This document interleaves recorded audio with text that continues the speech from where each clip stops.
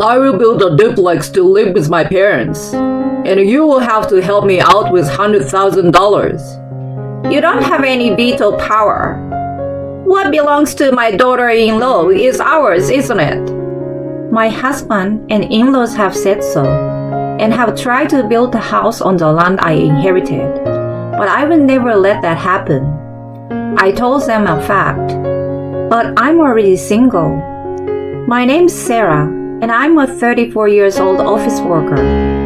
After graduating from college, I got a job at a securities company and worked hard. I enjoyed my work because the more I did it, the more result I got. So I just spent my days focusing on work, and I found myself being entrusted with a good position. I was making a lot of money and had a lot of savings now. I was satisfied with my life and thought I was having a very fulfilling time. However, I suddenly realized that all my friends around me were getting married and having children. I felt like I was being left behind, seeing their families happily getting along. And my parents have been asking me a lot about my recent tendencies. Is there anyone out there who is good enough for you? I think it's great that you work so hard at your job and that you are able to get results. But there is also something to be said about being happy as a woman. Yes, I get it. Sarah, I'm serious. If I could get married so easily, I wouldn't have a hard time. Well, that's true. My father started talking to me about marriage whenever we saw each other. One day, when he was not around, I asked my mother about it. Why is Dad rushing me to get married lately? You know, his health hasn't been so good lately. Huh? Oh, I shouldn't have said that. I'm sorry. He is worried about you because he has come to believe that he could die at any moment. Because as a father, he wants his child to be happy. I guess he also wants to see you as a bride or see his grandchildren. I see. I was surprised because I didn't know my father had such circumstances. And I strongly wanted to get married and show my father and mother how happy I am. However, as I had been devoting myself to my work without much attention to my love life, I didn't know how to find new encounters. Where do people find their partners? When I was wondering this, a friend of mine suggested I attend a blind date party. I had never been on a blind date before, but I thought it would be an experience and decided to attend. It seemed like I would never meet anyone if I didn't make an active move like that. It was my first time attending a blind date party, but it was more fun than I had expected. I was worried that it would be more of a meeting place for men and women, and that the atmosphere among the women might be a bit tense. But it was more like a drinking party, and I was able to enjoy talking with both men and women. The men and women were all very kind and nice, and the conversation was lively no matter who was next to whom. Then, we all exchanged contact information with each other, and one of the men contacted me individually. That was Jason. Jason was 29 years old, 5 years younger than me. I think he was the youngest of all the participants at the party. He was also good looking and was very popular among the other women. I was surprised when he contacted me, but I was even more surprised when I saw the content of his message. He told me that he had enjoyed talking with me so much that he wanted to meet me alone this time. I didn't expect such an invitation from him, but I was very happy, and I immediately agreed to meet with him. We had a great time, and our conversation was very enjoyable. After a few more dates, he asked me to go out with him, and that he thinks about marrying me later. We then decided to start dating. Our relationship was fine, and in no time at all, 6 months had passed. Then one day, Jason said he had something important to discuss and invited me out to dinner. I suddenly became concerned that it might be a breakup. I wondered if I had made him feel uncomfortable or bored because of the age difference between us. I was very scared, but I gathered up my courage and went to the restaurant where I was to meet him. And I was having dinner with him anyway, but I was not in the mood. The meal seems to be the same as before, but I still hadn't heard what the important thing was. Will he talk about a breakup after this meal? Is this the last supper we will take together? If so, I forgot to taste it. I was thinking about that and didn't realize I was being called by name. Sarah, Sarah, are you listening? Oh, I'm sorry. I'm about to tell you something important, so please listen to me. I knew he was about to tell me something important, and I braced myself. Then he said, Sarah, will you marry me? Let's have a life together from now on. For a moment I did not understand what he was saying. Then finally, after some delay, I understood it in my head. What? Marriage? Seeing my surprise, he anxiously asked me if I would reject. No. I was just a little surprised.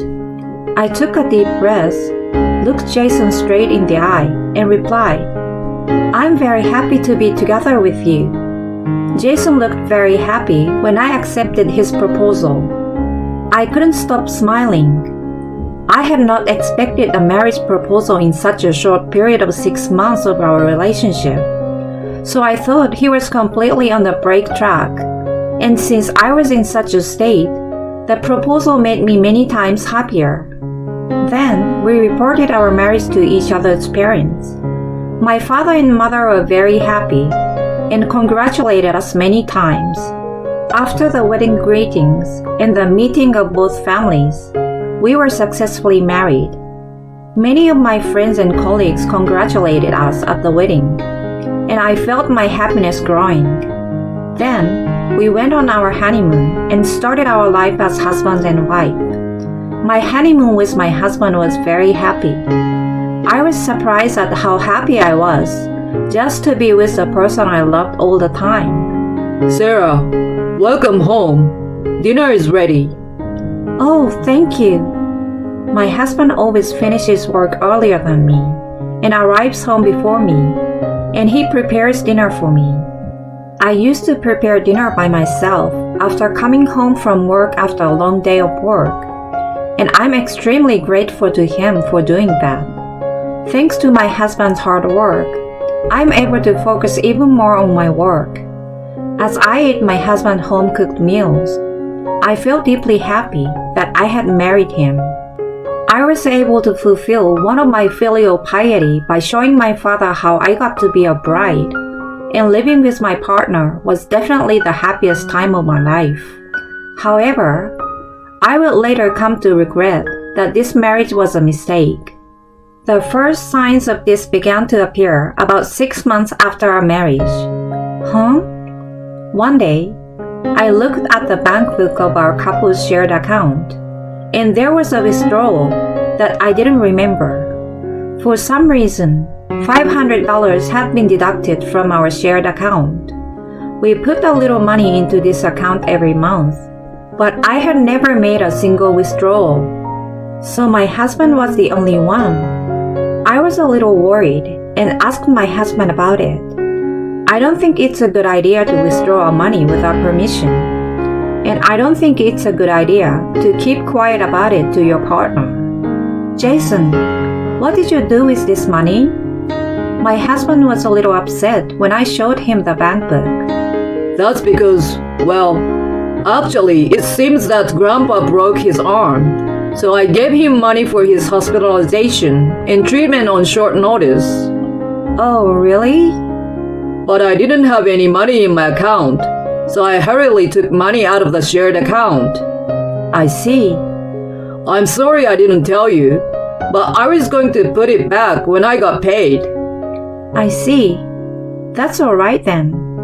But I still wish you would have talked to me about it beforehand or something.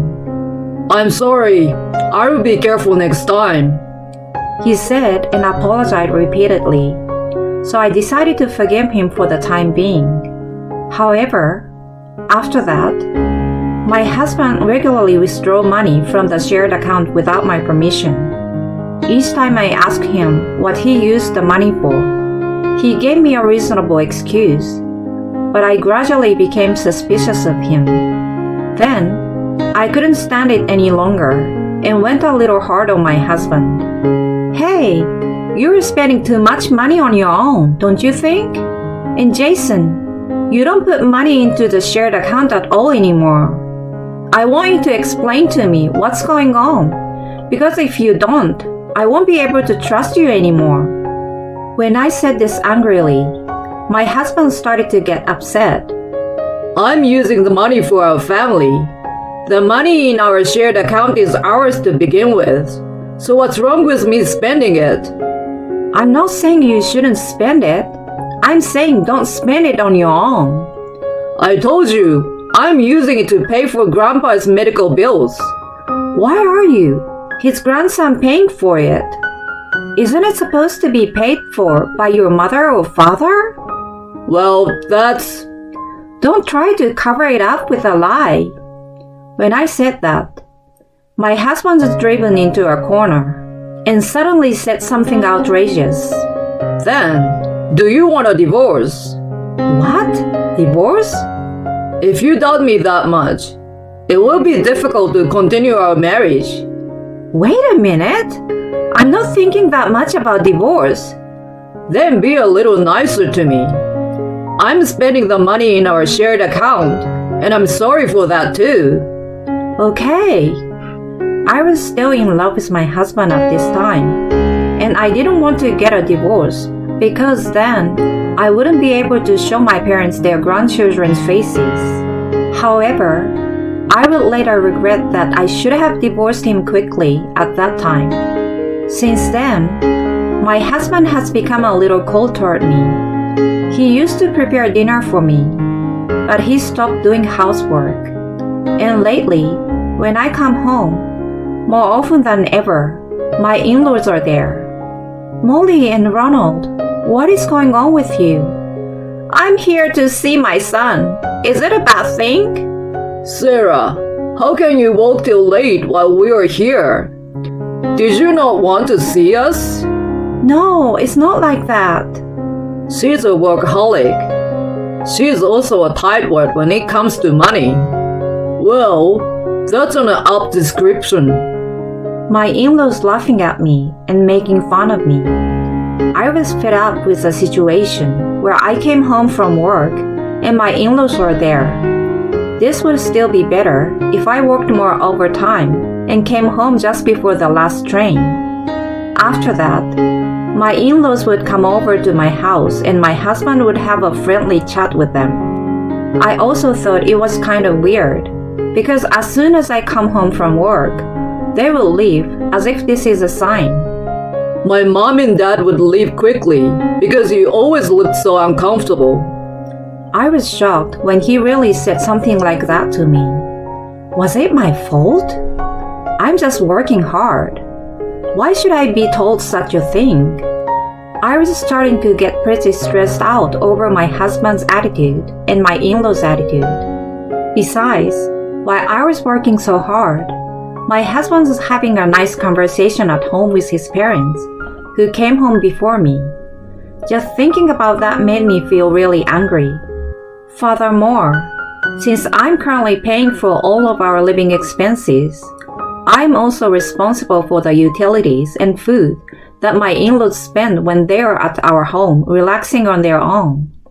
There were many things that I didn't agree with, and I was beginning to wonder if I should continue living this marriage life. Then, an event occurred that gnawed at my heart. It was the death of my father. My father suddenly collapsed from acute heart failure and passed away. It was so sudden that my mind went blank. Even when I saw him in the hospital with a white cloth over his face, I still couldn't believe that he had passed away. I couldn't show him his grandchildren. and my mother and I were saddened. I had heard that he had been in good condition recently, even though his health had been getting worse. Then, I was suddenly told that he had passed away, and my emotions were not able to catch up. But despite of my grief, I knew that I had to make sure my father's funeral was held properly. I hurriedly made arrangements in preparation for the funeral, and somehow managed to hold my father's funeral without incident. Then, afterward, the lawyer explained to me about the inheritance. He told me that my father had made a will in preparation for the eventuality of his death when he became ill. In his will, my father left me and my mother a share of his savings, and I was to inherit the land of my parents' house. I wasn't that concerned about the inheritance, but my husband and in-laws, not me, were extremely agitated about the inheritance. Sarah, is it true that you inherited the land? Yes, that's right. That's great. Then let's build a house. Why? Because you inherited the land. Then let's tear down your stale parents' house and build a new one. And we'll make it a duplex and live with my mom and dad. Wait, what are you talking about? I'm not going to do that. The land is mine, but my mother still lives in the house. Why don't you just say something nice and ask her to move somewhere else? Don't be silly. There's no way I could do such a terrible thing.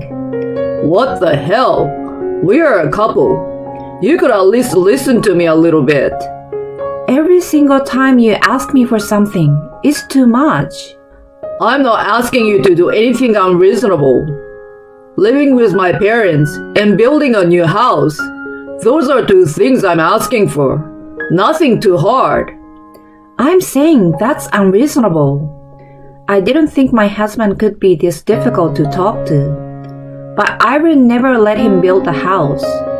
I had thought of various countermeasures, but my husband was tougher than I had expected. He brought his parents to our house every day and told me that he was going to build a two-family house with the three of them. They also showed me materials they had obtained from a real estate agent and seems to be steadily preparing to build a house. Then, perhaps out of frustration, his attitude toward me became stricter and stricter. Come on, we are asking you to build a house so many times. Just get on with it and start getting the house ready to be built. You are too slow to act. No, I don't approve. I don't care what you approve or disapprove of.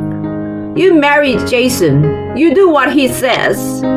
It's really hard for me to keep listening to them yell at me like this when I come home tired from work.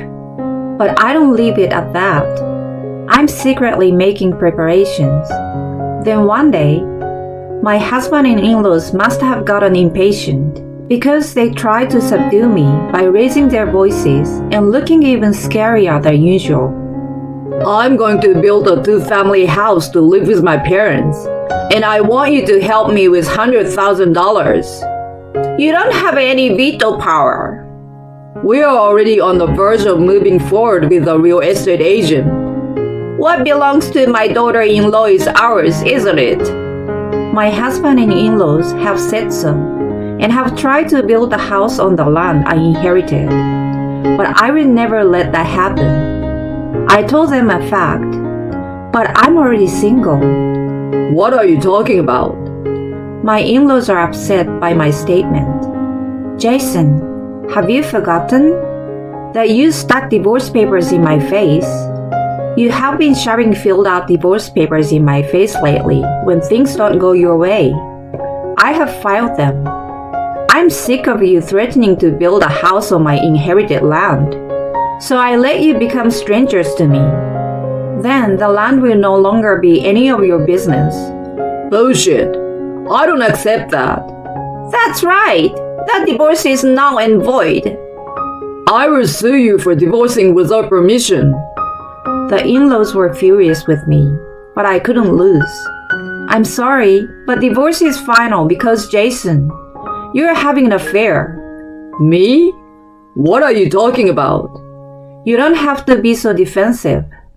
I had the credit agency investigate, and I got a bunch of pictures of you bringing a woman into my house during the day.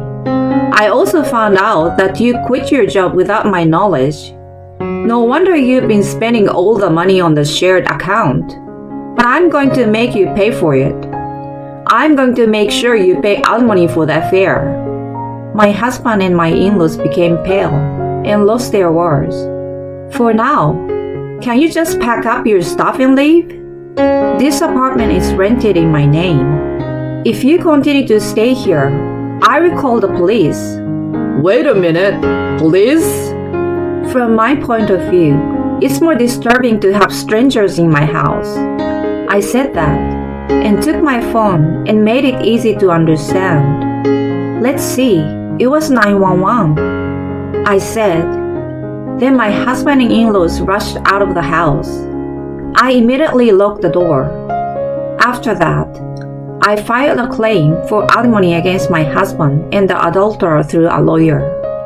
I also canceled the apartment I was living in with my husband, and I returned to my parents' house and started living with my mother. Then, I rebuilt my parents' house with the inheritance I received from my father and the money I had saved.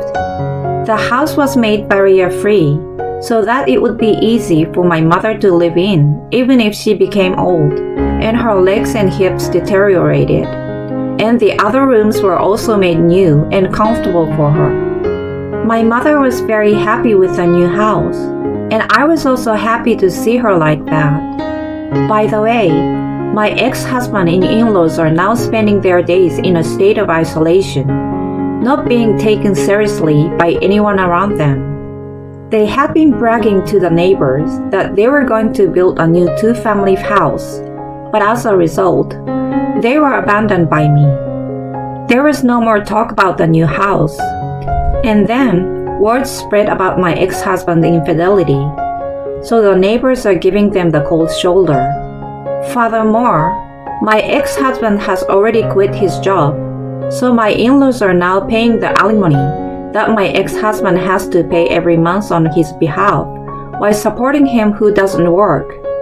I feel sorry for them, but I also feel good about it because they were the ones who have directly caused me pain. I'm going to take their example as a lesson to me and try to live my life honestly and find happiness in an independent state. It's tricky because it's hard to tell the difference between truly nice people and people who pretend to be nice at first before they approach you and reveal their true nature. I thought it was wonderful that Sarah was resolute in talking back to her in-laws. It's also great that she hired a credit agency to uncover her husband's infidelity. Now that you were able to cut off the troublesome people, I hope you can meet a wonderful man this time and have a new happy marriage. I wish Sarah all the best for the rest of her life and all the happiness in the world.